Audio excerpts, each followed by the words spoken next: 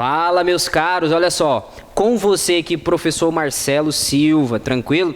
E olha só, vamos nos debruçar hoje acerca do processo penal, mais especificamente dentro da ação penal, a qual nós falaremos sobre o acordo de não persecução penal.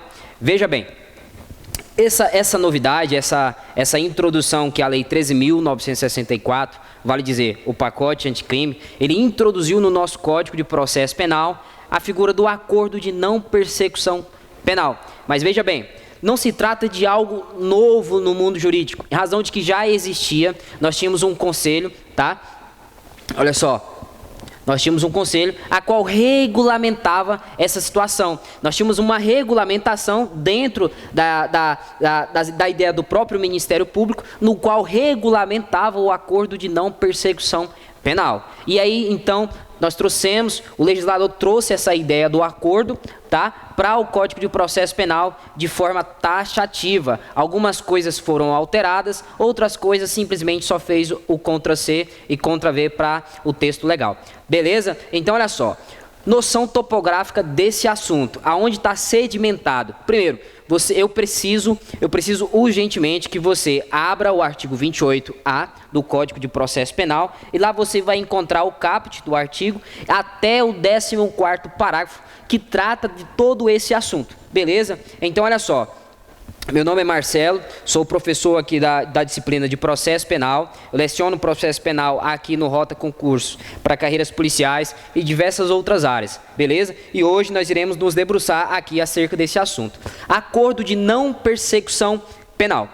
No que tange, no que trata, o que viabiliza, então, esse acordo de não persecução penal, qual a sua natureza jurídica? Veja bem, com o conceito dessa vertente, a gente já extrai a natureza jurídica dessa medida, tudo bem? Olha só, preste atenção.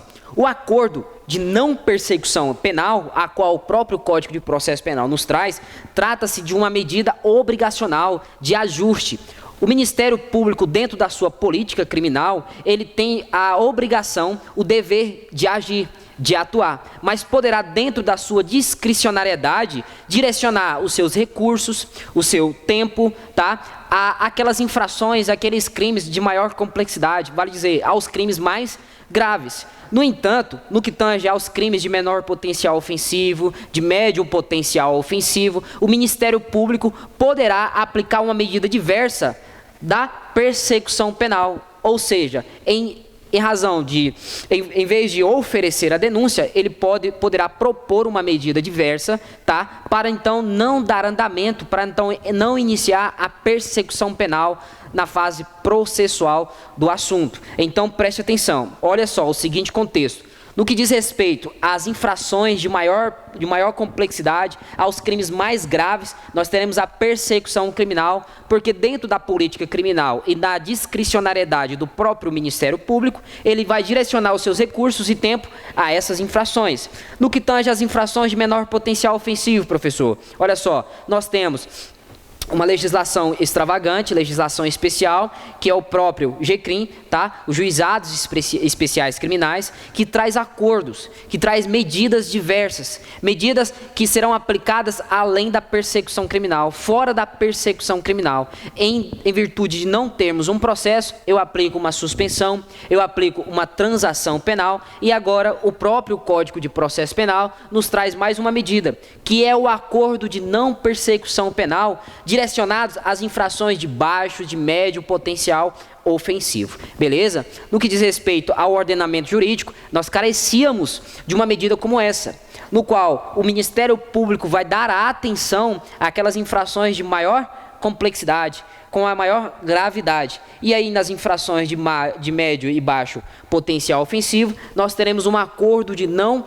persecução penal. Meus queridos, olha só, primeira coisa que eu preciso sedimentar você acerca desse assunto, que esse acordo não é a mesma coisa de transação penal, tudo bem? Primeiro de tudo, que a transação penal, ela possui uma prevalência, tá? Uma preferência em relação ao acordo de não persecução penal, beleza?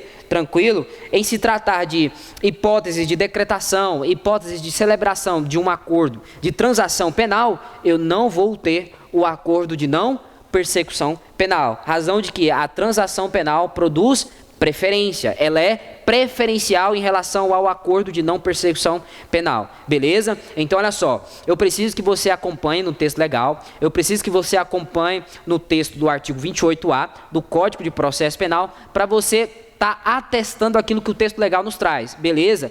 Olha só, convido você a baixar o material, produzir um material para você tá se atualizando no que diz respeito ao assunto, e esse material vai conter questões inéditas para você estar resolvendo. Professor, por que questões inéditas? Porque se trata de um assunto a qual as plataformas de questões não tinha questões do assunto. Agora você vai ter questões inéditas, questões elaboradas por mim mesmo, para você estar praticando esse assunto, beleza? Então, o conceito: trata-se de uma medida obrigacional de ajuste, de acordo, que é celebrado entre o Ministério Público, tá? O investigado, no qual é assistido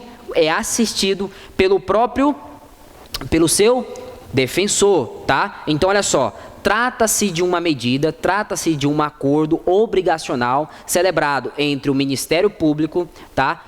O indivíduo que está sendo investigado, tá? E pelo seu defensor. Professor, tem a presença do juiz? Meus queridos, olha só, não tem a presença do juiz nas formalizações do acordo de não persecução penal. A presença do juiz, ela é em momento posterior, no qual ele vai fazer uma análise da formalização desse acordo entre o indivíduo que está sendo investigado, o próprio Ministério Público e a presença do seu defensor. Outra coisa, professor, na formalização desse acordo, tem a presença da vítima? Não, não existe a presença da vítima na formalização do acordo, nem tampouco a sua assinatura. Daí eu te convido a fazer uma leitura lá do parágrafo 8º do artigo. Ele dispõe que a vítima, ela será intimada, tá? Ela será intimada acerca da formalização, da homologação do acordo. Então, nós temos que a formalização, ela ocorre com a presença do Ministério Público, tá? O investigado, e com a presença do seu defensor. Em momento posterior, esse acordo é levado à presença do juiz, para que o juiz então possa homologar a medida. Tudo bem? Homologado. O que acontece? Olha só, a vítima será intimada, ela vai ter ciência dos fatos, tá? Acerca da homologação e do seu descumprimento. Meus queridos, olha só, você que já estuda para concurso público, você que já tem uma prática acerca de questões, você tem que ficar atento a respeito das brechas, das situações que o examinador pode cobrar de você. Primeiro de tudo, no que tange à intimação, a vítima ela será notificada a respeito de quê? Primeiro, homologação, anote isso, da homologação e do descumprimento. Descumprido o acordo de não persecução criminal pelo investigado, pelo acusado ou indiciado, o que acontece? A vítima será notificada, ela será intimada a respeito disso. Professor, e quanto ao cumprimento? Se o acusado cumpriu o acordo de não persecução criminal, olha só, o legislador ele foi pleno.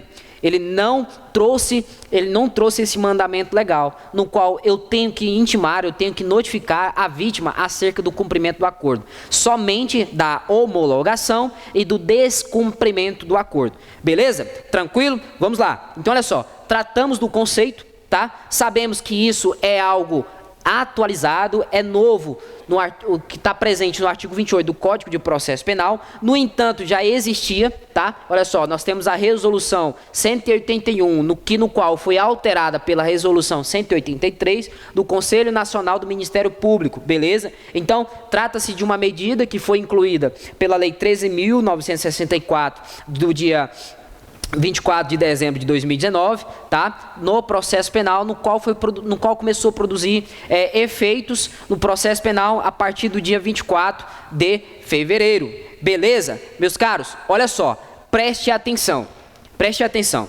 No que diz respeito ao conceito e à natureza jurídica, é bem simples, é bem tranquilo. Beleza? Então, olha só, vamos lá. A constitucionalidade.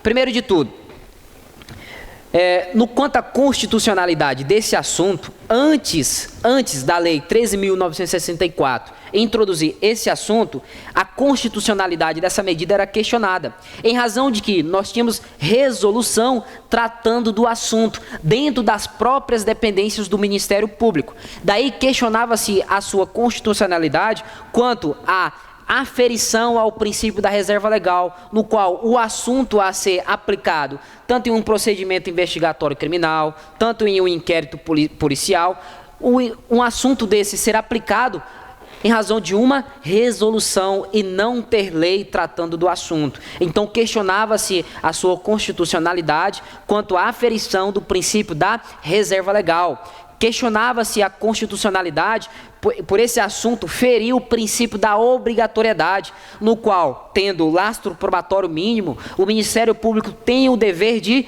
atuar, ou seja, viabilizando a persecução penal, dando início a um processo criminal através da denúncia, ou seja, pedindo condenação ao Estado. Com esse assunto, preste atenção, com este assunto introduzido no Código de Processo Penal através do artigo 28A, beleza? Pela Lei 13.964, meus queridos, as questões que tratavam, que duvidavam do acordo, desaparecem, tá? Agora, essa medida, ela é plenamente constitucional, beleza? Coloque aí no seu material, que agora o acordo de não persecução criminal, ele é plenamente constitucional, beleza? Plenamente constitucional. Então, vamos lá. Pressupostos para o acordo. Não confunda pressupostos com condições impostas pelo acordo. Primeiro, existem os pressupostos, são pressupostos mínimos, que esses pressupostos, sem eles, é impossível ter acordo. Não se confunde também com as hipóteses de vedação do acordo de não persecução criminal, que nós veremos lá na frente, beleza? Aqui são condições mínimas para que eu tenha acordo de não persecução penal, beleza? Quanto às condições impostas, aí é outra situação no qual nós veremos posteriormente, tá? Aqui são o que, professor? São pressupostos, ou seja, são condições mínimas, que sem essas condições eu não terei acordo de não persecução penal, beleza? Vale dizer, olha aqui, a ANPP, Acordo de Não Persecução Penal, sigla essa que será cobrada, beleza? Será cobrada nas provas de concurso público aí, beleza? Então fique atento, vamos lá. Quais são os pressupostos para esse acordo? Veja bem, meus caros, no que diz respeito aos pressupostos, nós teremos aqueles expressos, que está no próprio corpo da lei, beleza? No caput do artigo 28A. Mas também nós teremos os implícitos, os pressupostos implícitos que a doutrina nos traz. Daí nós teremos que levar em consideração tanto os expressos quanto os implícitos. E detalhe, são todos eles cumulativos. Meus queridos, anote isso, porque isso aqui é muito importante.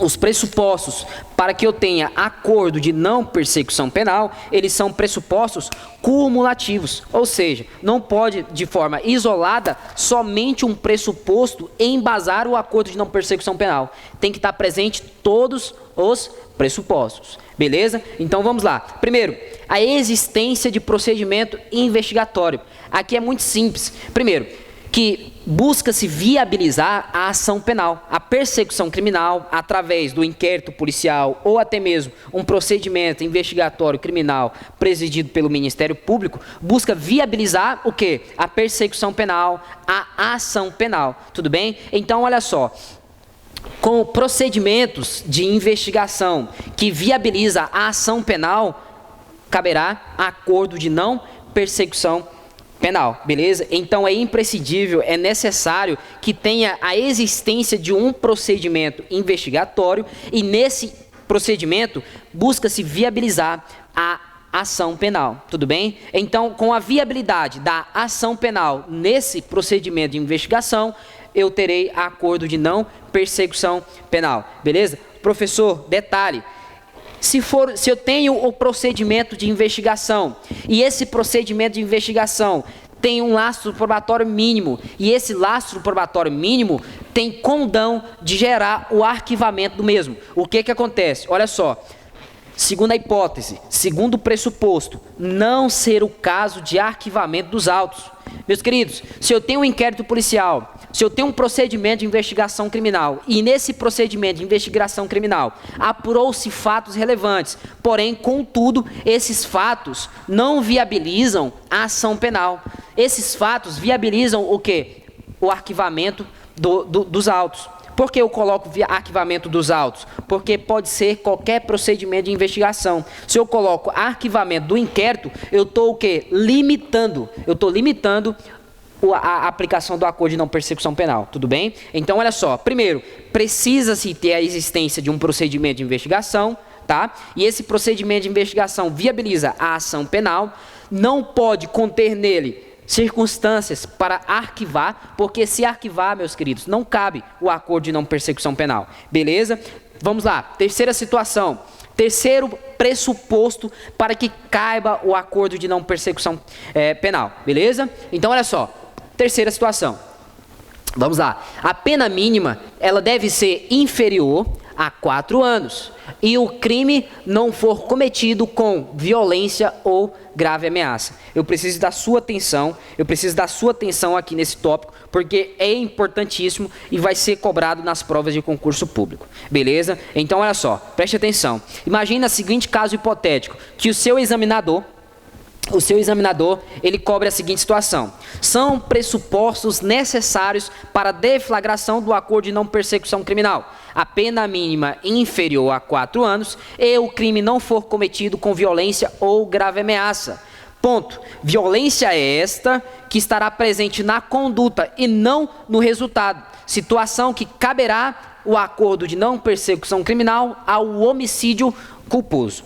Presta atenção. Eu falei de homicídio culposo, tá? Homicídio culposo. Preste atenção.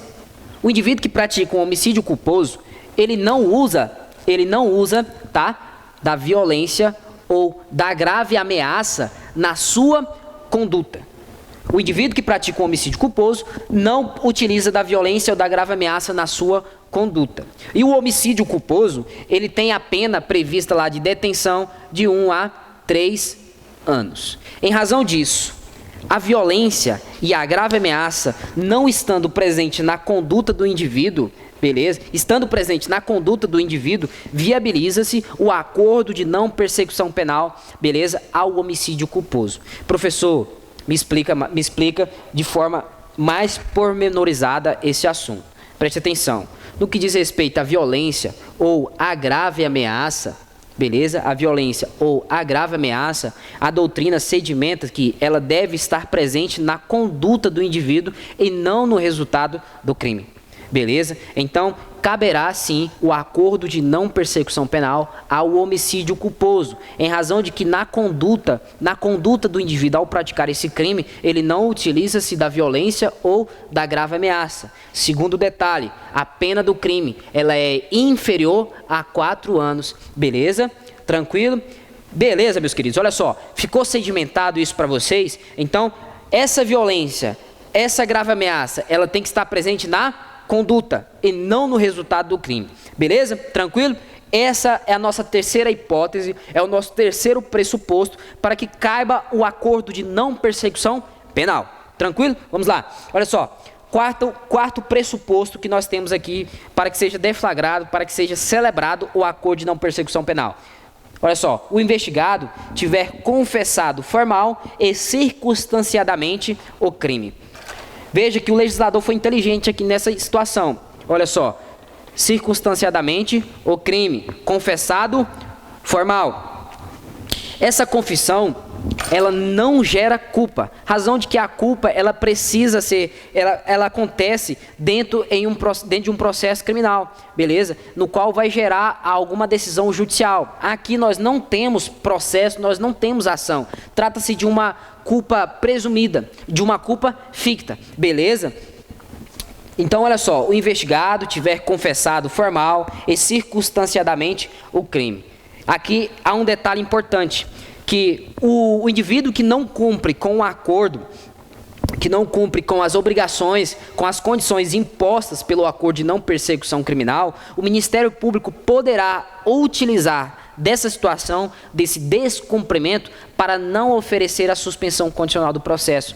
Olha só, primeiro, pela sua conduta. A conduta do indivíduo em não respeitar as condições impostas já leva a crer que ele vai atuar da mesma forma com os acordos, com as condições impostas pela suspensão condicional do processo. Então veja bem, aqui, meus queridos, o Ministério Público pode utilizar disso aqui para possivelmente, futuramente, não celebrar a suspensão condicional do processo, beleza? Outra coisa, isso aqui pode ser utilizado pelo Ministério Público para embasar a denúncia, porque a confissão formal do indivíduo na celebração do acordo, ela pode ser fundamental para o Ministério Público ter um lastro mínimo futuramente para oferecer a denúncia. Então veja bem, quanto à formalização do acordo, o indivíduo precisa confessar formal e circunstanciadamente a prática do crime. Beleza, foi celebrado o acordo.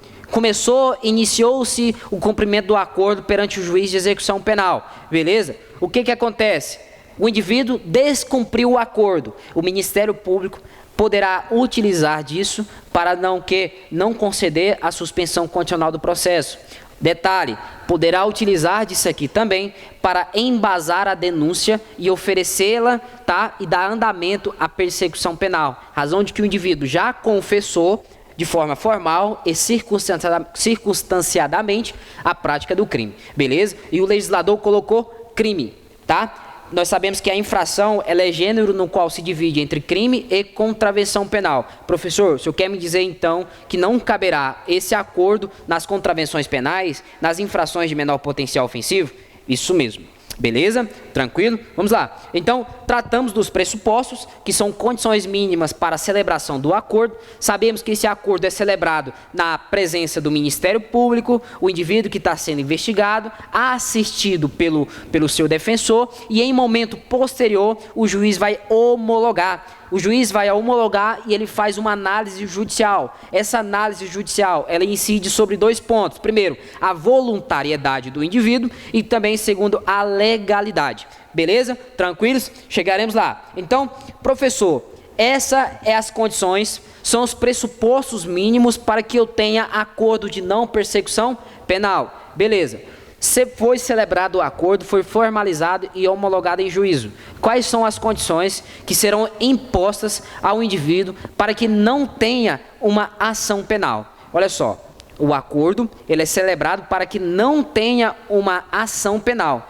Veja que eu tenho elementos mínimos para dar início à ação penal. Porém, contudo, o Ministério Público, dentro da sua discricionariedade na política criminal, ele decide por aplicar uma medida diversa e não oferecerá denúncia. Professor, mas e o dever de agir do Ministério Público? Olha só, ele está oferecendo uma medida diversa, tá? Ele não está sendo omisso. Ele não está deixando de lado a sua prerrogativa, tá? A sua prerrogativa como titular privativo da ação penal. Ele está o quê? Ele está direcionando a sua atenção às infrações de maior complexidade, tá? E deixando de lado, dando uma medida alternativa às infrações de médio e baixo potencial ofensivo. Beleza? Tranquilo? Então vamos lá. As condições que são aplicadas após a celebração do acordo, as condições que são aplicadas pelo acordo de não persecução penal ao indivíduo que está sendo investigado são as seguintes. Vamos lá. Primeiro, reparar o dano ou restituir a coisa à vítima. Aqui é muito simples. Uma das condições impostas é a reparação do dano ou até mesmo a restituição à coisa à vítima. O indivíduo vai restituir aquilo que ele utilizou como proveito do crime, tá? E ele vai restituir isso a quem? A vítima. Beleza? Vai restituir a vítima. Professor, se ele for impossibilitado, se o indivíduo não tem condições de restituir o dano, digamos que um dano é um dano com valor alto, tá? E o indivíduo a qual praticou essa infração, ele não tem condições financeiras de arcar com a reparação do dano. Olha só, meus queridos, um detalhe que você precisa anotar no seu material. Essas condições, ao contrário dos pressupostos, elas não são cumulativas. tá? Não são cumulativas. Aqui é tanto cumulativo, coloca aí no seu material, aqui é tanto cumulativo, tá? Aqui é cumulativo, como isolado, tá? Então, as condições que serão impostas com a celebração do acordo, elas são tanto cumulativas quanto isoladas. O Ministério Público pode impor como condição ao indivíduo restituir, reparar o dano ou restituir a coisa à vítima. Se ele não consegue reparar o dano ou restituir o mesmo, ele pode aplicar outra medida, tá? Outra condição, beleza? Tanto seja ela de forma cumulativa ou até mesmo isolada, beleza? Anote esse material, anote esse detalhe porque ele é importantíssimo, tá? Para você lograr êxito aí nas questões de provas. As condições impostas com a celebração do acordo serão tanto cumulativas quanto de forma isoladas, beleza? Então, se o indivíduo ele é impossibilitado de arcar, de reparar o dano ou até mesmo restituir a coisa à vítima, nesse caso, o Ministério Público não poderá o quê? Aplicar essa medida, tranquilo? Exemplo, imaginamos que o indivíduo deverá reparar o dano ou até mesmo restituir a coisa à vítima, mas a coisa a qual ele furtou, roubou ou até mesmo utilizou como proveito do crime já depreciou, ou seja, é impossibilitado dele arcar, dele reparar esse dano, beleza? Então aqui nós temos uma exceção e o legislador foi inteligente nesse ponto. Se é a impossibilidade de restituir ou até mesmo reparar o dano, o Ministério Público não aplica essa condição, beleza? A impossibilidade, ela se dá tanto no bem, no objeto material que está depreciado, ou até mesmo na condição financeira do investigado. E não basta somente o investigado falar que é impossibilitado de arcar com as condições financeiras. Ele tem que comprovar que existe a impossibilidade de arcar com os danos. Beleza? Tranquilo? Seguimos. Segunda condição que poderá ser imposta pelo Ministério Público ao acusado, ao investigado. Olha só, renunciar voluntariamente. Meus queridos, você que está aí acompanhando o texto de lei em casa, olha só, risque essa parte, tá? No seu vadimeco, no seu celular, eu não sei onde você está acompanhando, mas risca essa palavra. A renúncia, ela tem que ser de forma voluntária. O Ministério Público não pode impor como condição dele renunciar voluntariamente os bens, aquilo que ele utilizou como proveito do crime, ou até mesmo aquilo que ele utilizou para executar a prática da infração penal. E essa renúncia, ela tem que ser de forma voluntária, beleza? Renunciar voluntariamente as situações que são indicadas pelo próprio Ministério Público, os bens que ele utilizou como proveito do crime, ou até mesmo aquilo que ele utilizou para a execução da infração penal. Beleza? Tranquilo? Então, olha só, renunciar voluntariamente bens e direitos indicados pelo Ministério Público. Tranquilo? Então, seguimos. Olha só, prestar serviço à comunidade ou à entidade pública, e aqui nós temos o pagamento de prestação pecuniária. Aqui nós temos duas medidas que foram inspiradas pelas aplicações diversas, tá? Sabemos que essas condições, elas não são de natureza penal, não é pena, beleza? Olha só, coloca aí no seu material como observação, essas condições, elas não têm natureza penal, não é pena, pessoal, beleza? Não é sanção penal, são condições não privativas de liberdade, beleza? Tranquilo? Então aqui nós temos prestação de serviço à comunidade ou até mesmo entidade pública e aqui o pagamento de prestação pecuniária. Seguinte, cumprir por prazo determinado outra condição imposta pelo Ministério Público. Mais uma vez é importante sedimentar. O legislador foi inteligente aqui nessa quinta medida, em razão de que ele deixou de forma ampla, a critério da discricionariedade do Ministério Público, escolher, dentre outras medidas, dentre outras condições, a aplicar a esse indivíduo que se submeteu ao acordo de não persecução penal. Então, professor, o senhor quer me dizer, então, que esse rol é meramente um rol exemplificativo, que o Ministério Público pode se valer de outras medidas, tá, para aplicar essas condições? Exatamente. O Ministério Público não ficará adstrito somente a essas condições que está presente lá no artigo 28, beleza? 28A. Ele poderá utilizar outras medidas, tá? Ele poderá utilizar outras medidas, desde que essas medidas sejam adequadas e necessárias para que o indivíduo consiga cumprir com todas as determinações, beleza? O juiz, após a formalização desse acordo,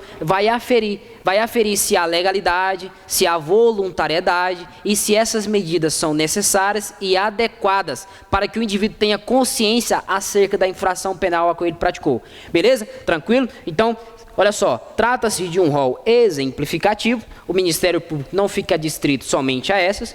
Seguinte, quais são os limites dessas condições? Isso aqui você não encontrará na lei, mas, contudo, porém, entretanto, existem limites que o Ministério Público se limita ao aplicar essas condições. O Ministério Público não pode ultrapassar bens e direitos, garantias fundamentais, ele não pode ultrapassar o direito à vida, ele não pode violar direitos sociais, direitos humanos. Essas condições, elas ficarão limitadas a esses aspectos: direitos fundamentais do indivíduo, direito de terceiros, a dignidade da pessoa humana e os valores sociais. Meus queridos, como eu falei, a etapa desse acordo, ela acontece em 2 momentos. Primeiro, a formalização do Ministério Público, o indivíduo que está sendo investigado, assistido pelo seu defensor. Em momento posterior, é levado a conhecimento do juiz, vale dizer, juiz das garantias, tá? É levado ao conhecimento do juiz. O juiz, então, vai analisar esse acordo.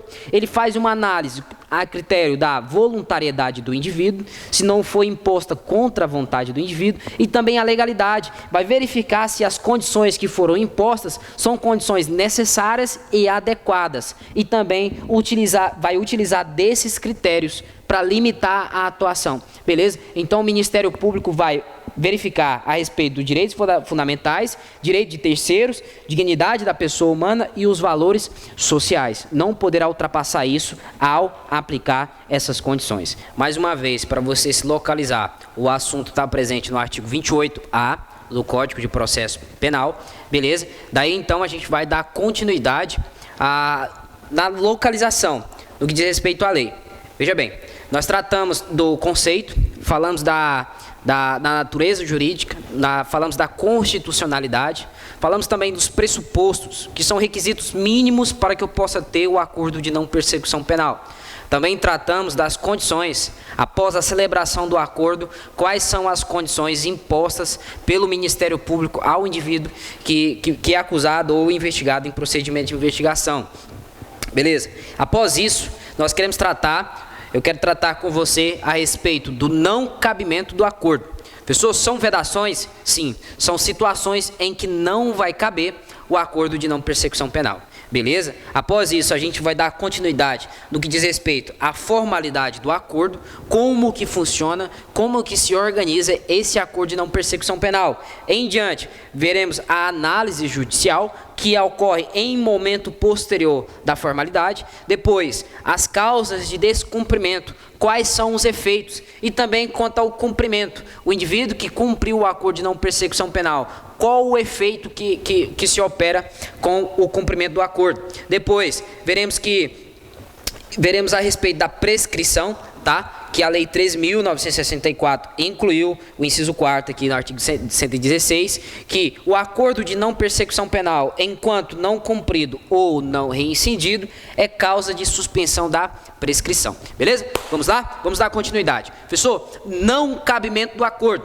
Olha só, lá no parágrafo 2º do artigo 28A, você vai ter as hipóteses em que eu não terei acordo de não persecução penal. São vedações? Beleza. Então, olha só. Primeiro, infrações de menor potencial ofensivo.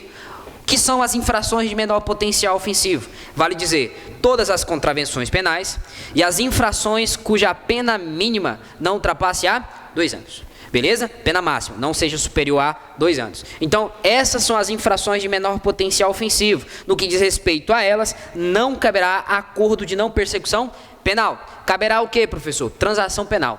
Beleza? Caberá transação penal. Veremos então que o acordo ele está entre a transação penal e entre a suspensão condicional do processo. Quando não caber transação penal, caberá o acordo de não persecução penal. Descumprido o acordo de não persecução penal, o Ministério Público pode se valer disso para não oferecer a suspensão condicional do processo. Beleza, meus caros? Quando caber transação penal, é possivelmente pode-se viabilizar também a suspensão condicional do processo. E aí nós podemos visualizar então que o acordo ele está entre a transação penal e a suspensão condicional do processo. No entanto, quando se trata de infração de menor potencial ofensivo, eu não aplico a quê? Eu não aplico o acordo. Eu aplico a transação penal. Inclusive, nós vimos nos pressupostos que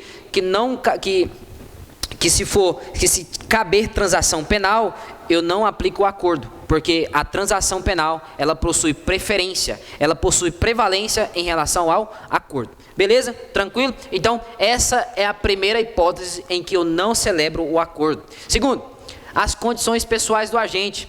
Olha só, se eu verificar se a conduta do indivíduo, o indivíduo que já é reincidente, o indivíduo que tem uma profissão reiterada de prática de infrações penais, eu então não aplico o acordo. Pessoal, se as infrações que esse indivíduo pratica de forma habitual são infrações de relevância baixa, são infrações insignificantes, eu posso aplicar o acordo, mesmo ele tendo uma conduta, mesmo ele tendo um histórico de prática de infrações penais? Sim, meus caros, sim. Olha só, as condições pessoais do agente também pode ser impedimento para que eu não celebre o acordo. No entanto, se as infrações a qual esse indivíduo pratica de forma pretérita, anterior, esse histórico dele indica que essas infrações são insignificantes, é possível sim celebrar o acordo. Beleza? Dá uma lida no parágrafo 2º para você se afirmar quanto a isso. Terceiro,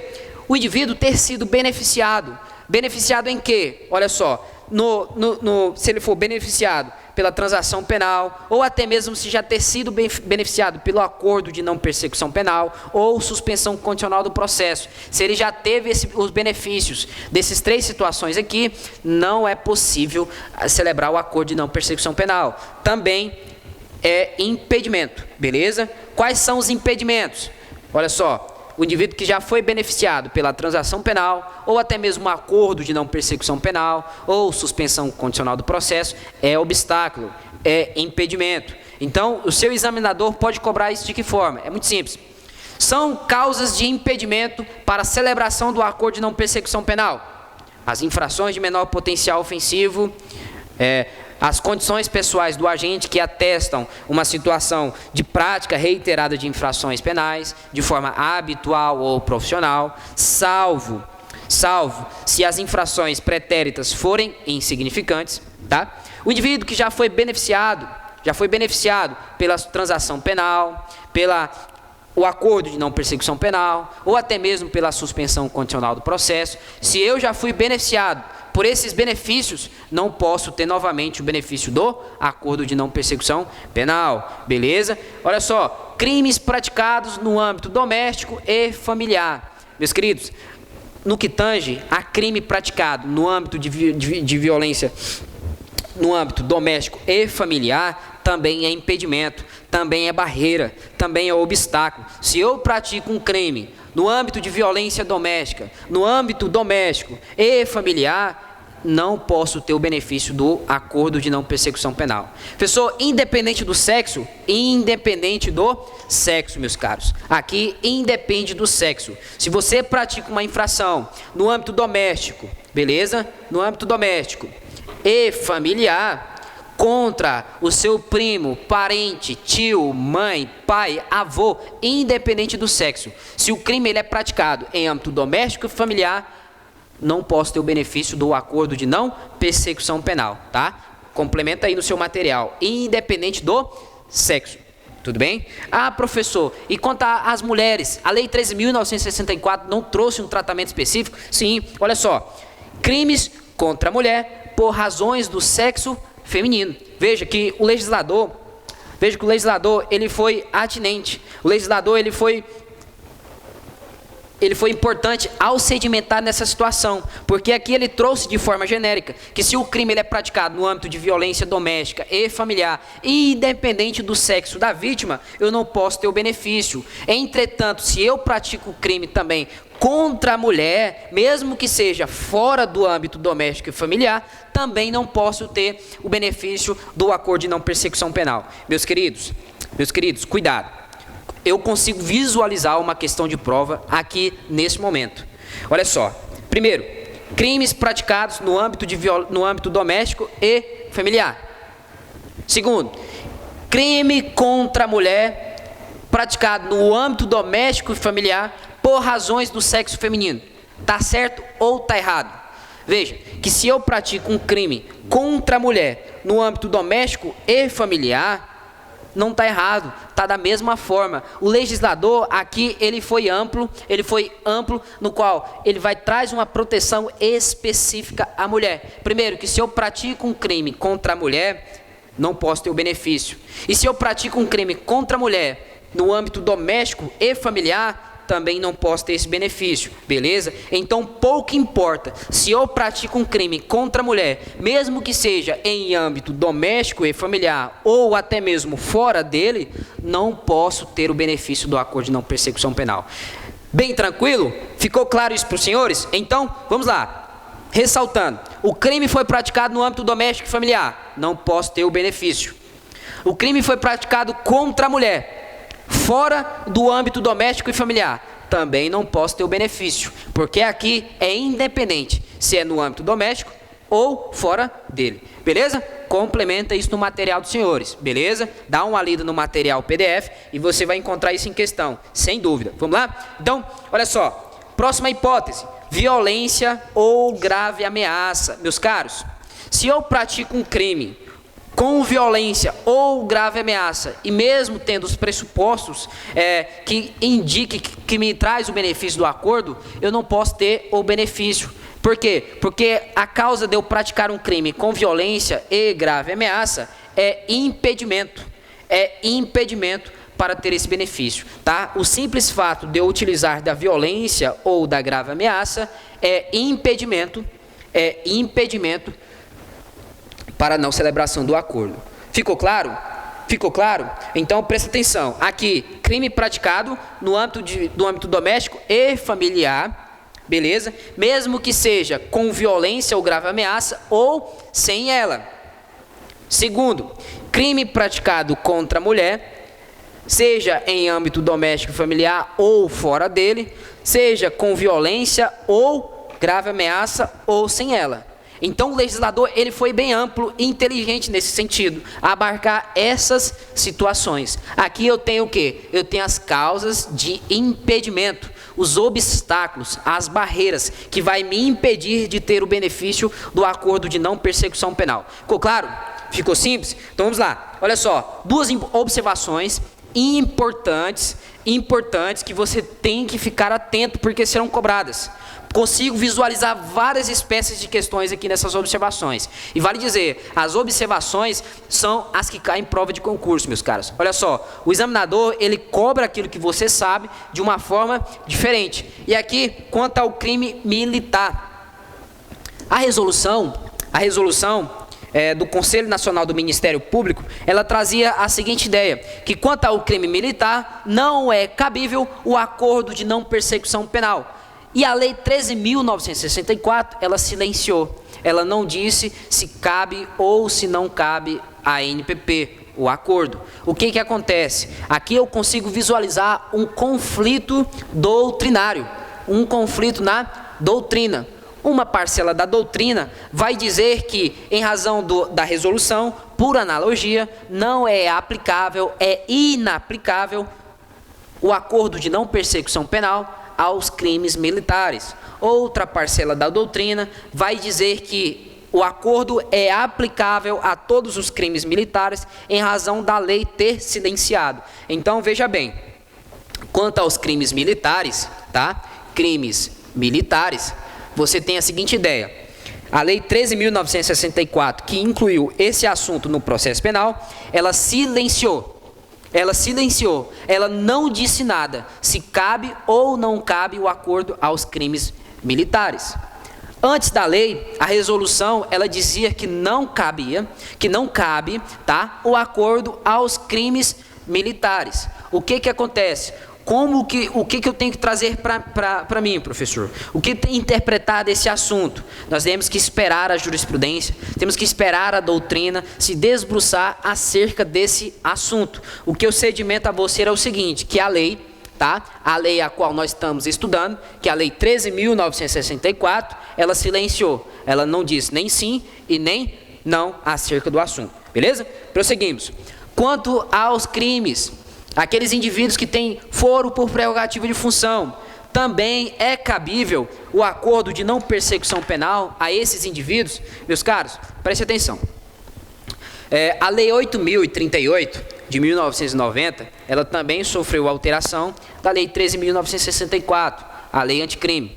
Se você abrir a lei, no parágrafo único, o parágrafo único do artigo 1º, lá vai dizer que é aplicável esse acordo, sim, aos crimes que é de competência originária dos tribunais superiores, vale dizer STF, STJ, tá? Então, aos crimes que é de competência originária dos tribunais superiores, é cabível o acordo de não persecução penal. Cuidado, o examinador vai cobrar de você, ele vai te indagar, vai questionar. É cabível o acordo de não persecução penal aos crimes cuja a competência é originária dos tribunais superiores, STF, STJ? Plenamente possível. Essa lei sofreu alteração.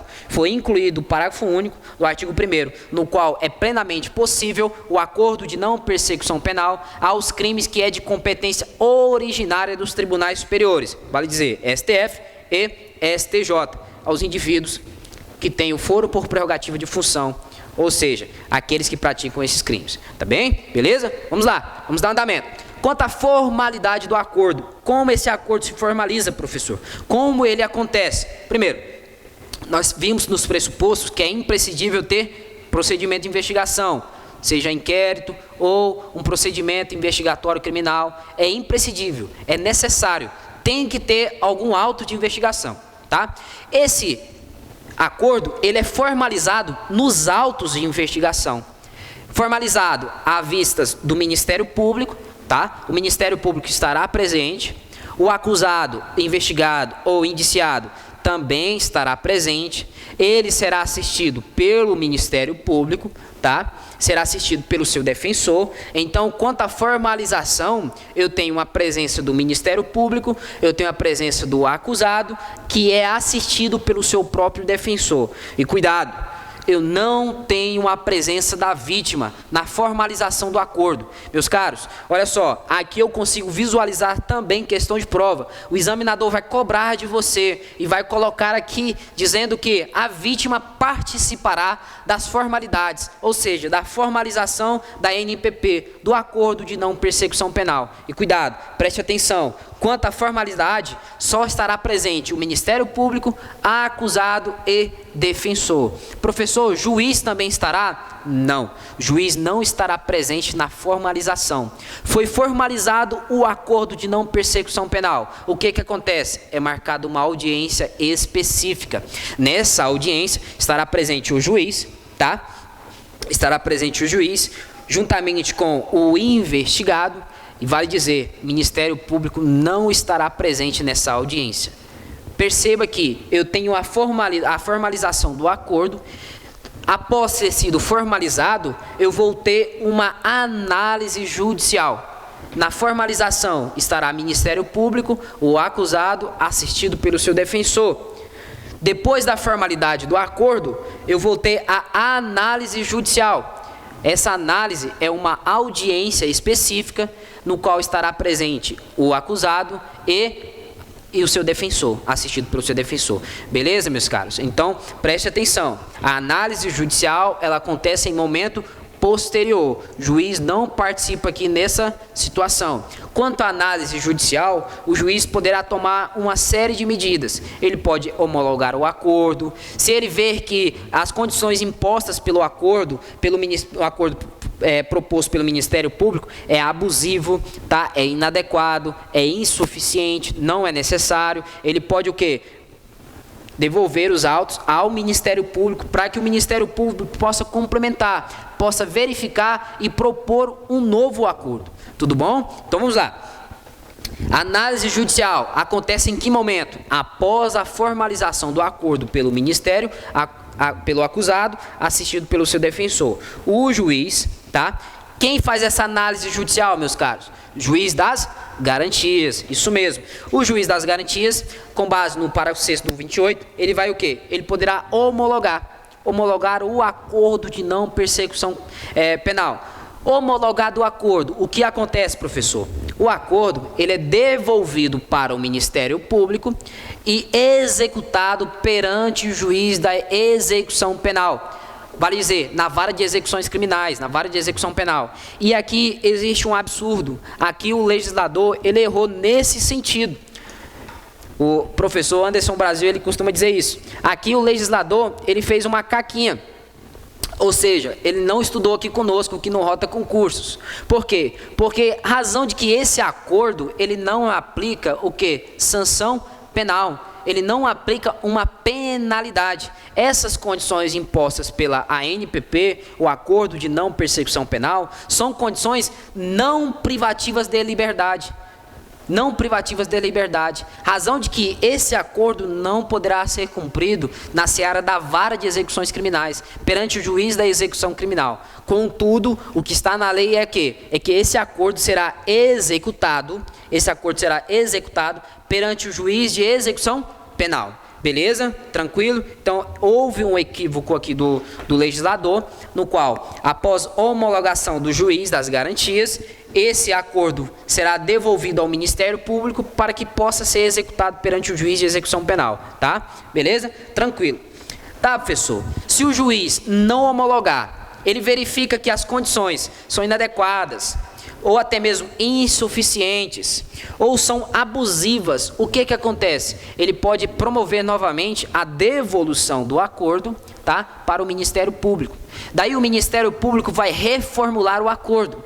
Reformular o acordo com a voluntariedade. Veja que aqui na formalidade, o acusado ele tem que assinar, ele tem que verificar a sua voluntariedade, tá? Tem que ser voluntário e assinar o acordo. Após a assinatura do acordo aqui, eu tenho a análise judicial, tudo bem? E na análise judicial, o juiz, em vez de homologar, ele considera inadequado, insuficientes ou até mesmo abusivas as condições impostas pelo Ministério Público, ele promove a devolução do acordo para o Ministério Público, para que seja reformulado o acordo, tá? Nesse caso, eu vou ter o quê? Eu vou ter um novo acordo sendo formalizado, beleza? E novamente, tem que ter a voluntariedade e a assinatura do próprio acusado, beleza, meus caros?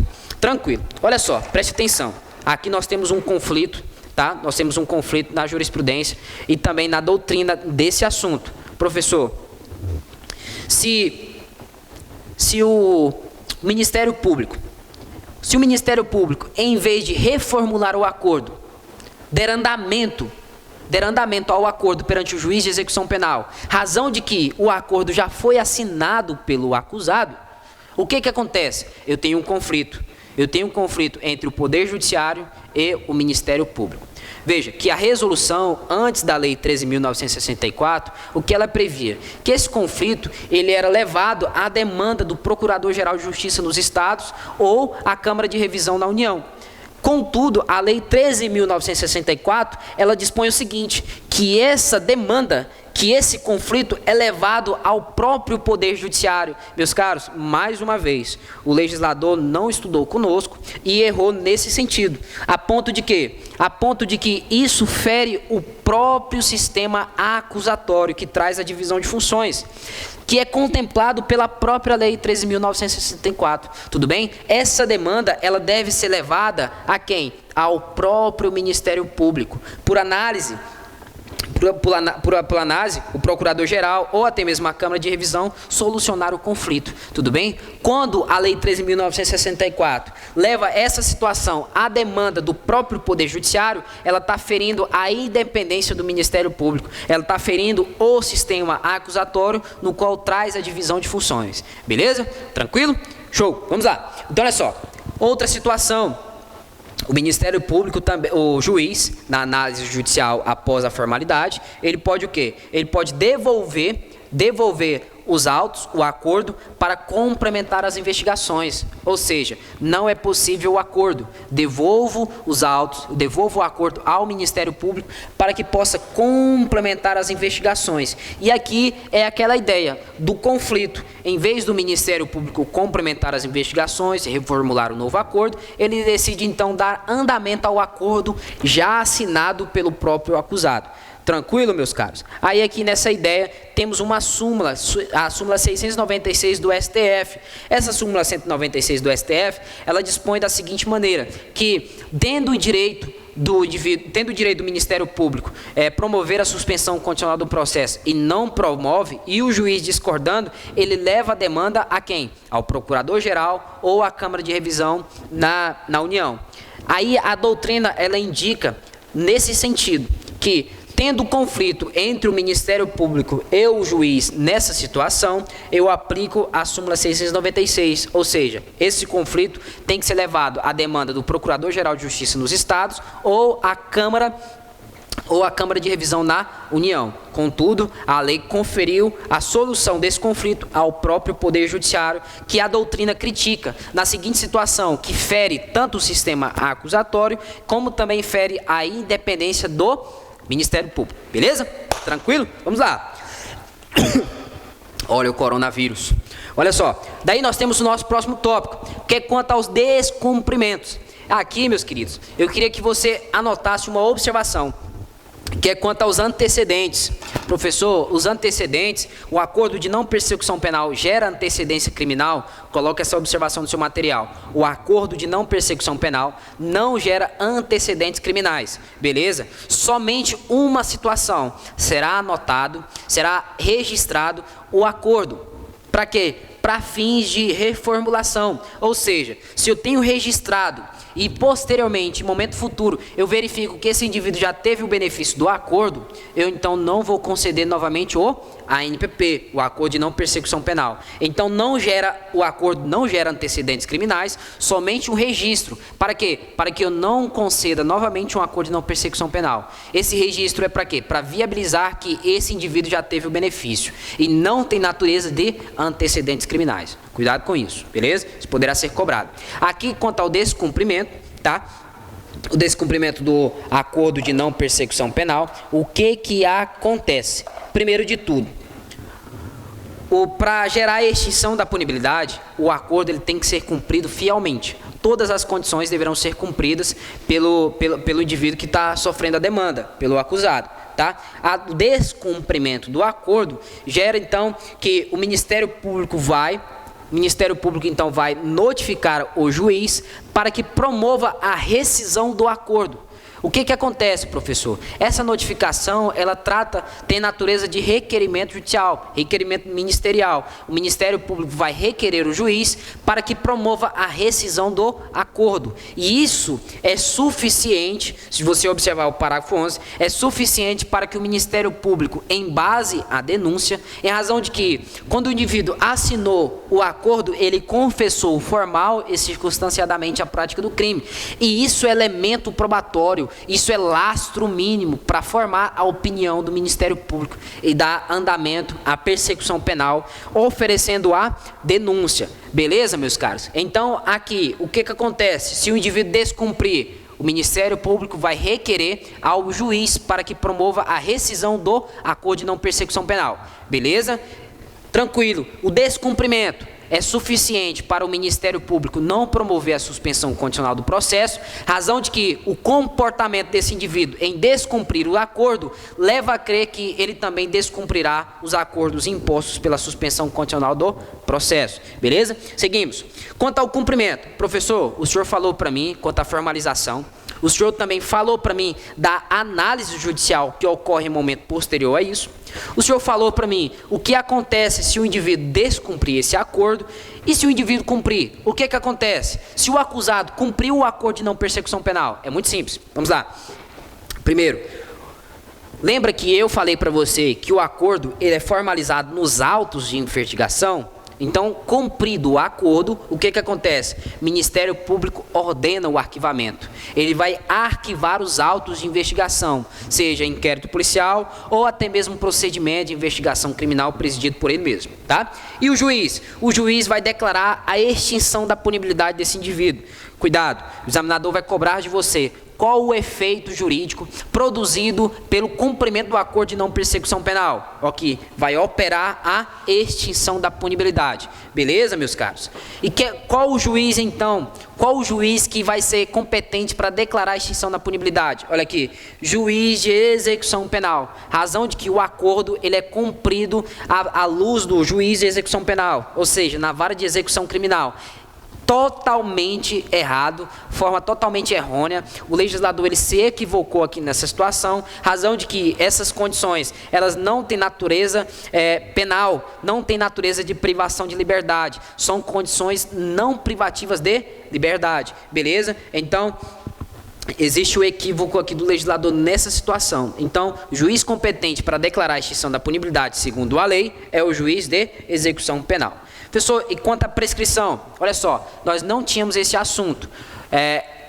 Lembra que eu falei para você que o que regulamentava isso era a resolução do Conselho Nacional do Ministério Público? Então, o Código Penal não trazia causas de suspensão da prescrição. Agora, a Lei 13.964 incluiu o inciso 4º do artigo 116 do Código Penal, no qual trata do acordo de não persecução penal. Enquanto não foi cumprido ou não foi reincidido, ou seja, o acordo está em vigência, eu vou ter então a suspensão da prescrição da figura criminosa, beleza? Então olha só, acordo de não persecução penal é causa de suspensão da prescrição, ou seja, enquanto não foi cumprido ou enquanto não foi reincidido, beleza, meus queridos? Olha só, eu criei um material em PDF para você estudar, revisar esse assunto. Eu preciso que você complemente com a leitura do texto da lei, tá? Olha só, a localização topográfica, artigo 28A, incluído pela Lei 13.964.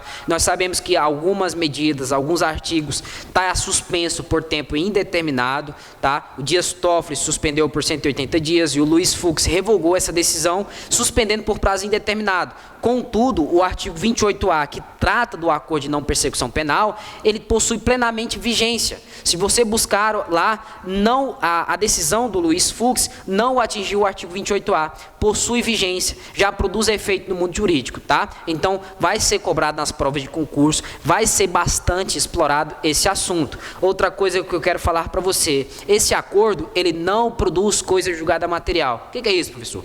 Coisa julgada material são decisões imutáveis, que após deflagrada judicialmente, não poderá voltar atrás. Mas aqui, com base na súmula vinculante número 35, tanto a transação penal quanto a suspensão condicional do processo, elas não produzem coisa julgada material, e sim formal. Daí, por analogia, aplica-se também ao acordo de não persecução penal. Então, súmula vinculante número 35, anote aí no seu material.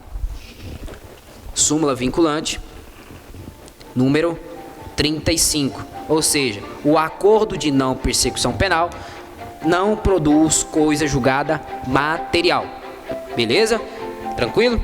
Tamo junto, meus caros.